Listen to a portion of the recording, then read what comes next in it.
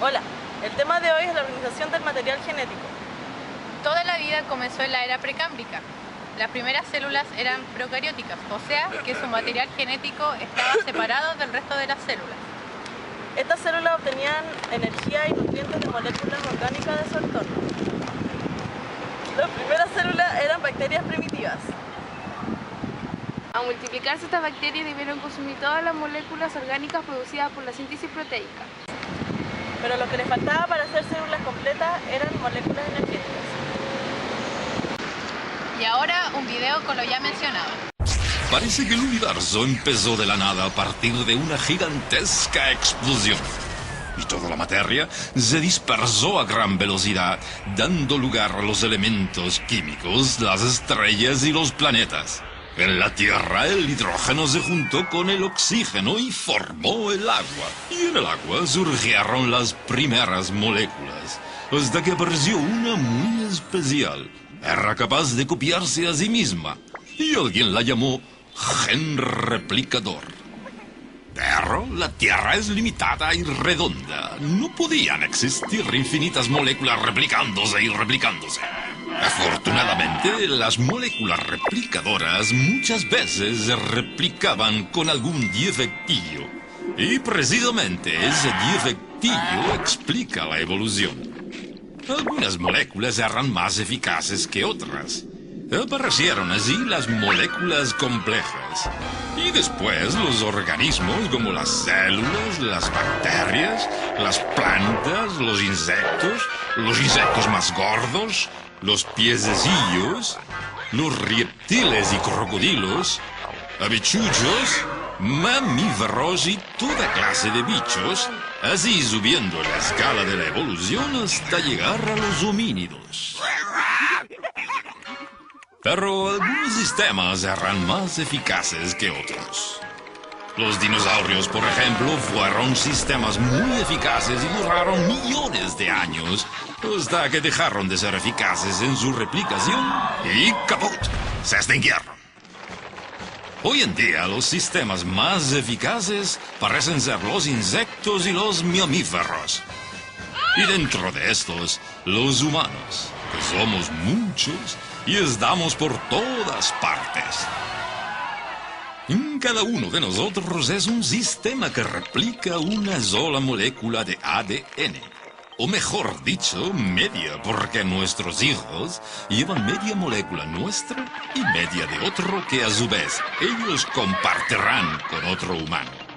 Nos pasamos la vida enredados en todo tipo de líos, más o menos placenteros y en general bastante absurdos. Podemos hacer miles de cosas, pero en realidad se reducen a una. Conseguir que una sola molécula nuestra se copie una vez más. El organismo de los seres vivos que se reproducen sexualmente, hay dos tipos de células, las llamadas germinales, que se encuentran en los ovarios y testículos, y las somáticas, que constituyen el resto de órganos y tejidos. En el núcleo de todas las células se encuentran los cromosomas, que están formados por proteínas y ADN, el cual es el portador de los caracteres hereditarios. Esto hace que las características de cada especie se transfiran. En el núcleo de estas hay 46 cromosomas, dispuestos de 2 en 2 en 23 pares. De esos 46 cromosomas hay dos, uno X y otro Y, que reciben el nombre de cromosomas sexuales, que llevan la información de los caracteres sexuales en el macho o en la hembra. El cromosoma Y aporta las características del sexo masculino y el cromosoma X del femenino. Los hombres poseen en sus células somáticas un cromosoma X y otro cromosoma Y. Las mujeres poseen dos cromosomas X. Los otros 44 llevan el resto de la información y reciben el nombre de autosomas. Veamos ahora las células sexuales. En el núcleo de las células sexuales hay 23 cromosomas, es decir, un solo cromosoma corta la par. Por tanto, hay 22 cromosomas no sexuales o autosomas y un solo cromosoma sexual, el X o el Y.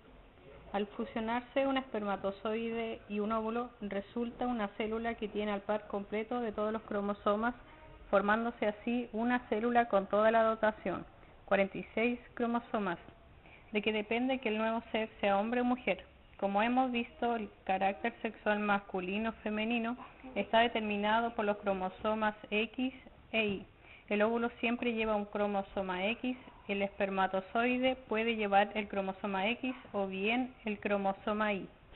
Si se une el espermatozoide que lleva un cromosoma X con un óvulo, se forma un nuevo ser que será de sexo femenino y tendrá dos cromosomas X. Si el espermatozoide que fecunda el óvulo lleva un cromosoma Y, el nuevo ser será de sexo masculino y tendrá un cromosoma X y un cromosoma Y. Este complejo mecanismo hace que, aunque la rotación genética sea prácticamente la misma para toda la especie humana, existan las suficientes diferencias para que cada uno de nosotros seamos realmente únicos e irrepetibles.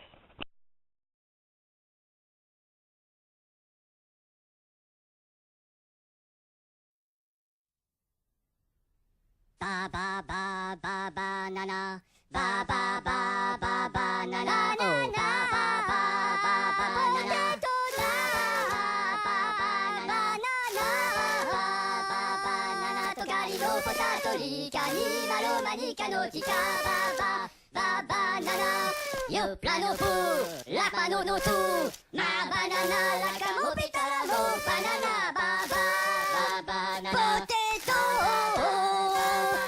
Tocali no potato, lica ni malo manica no tica, ba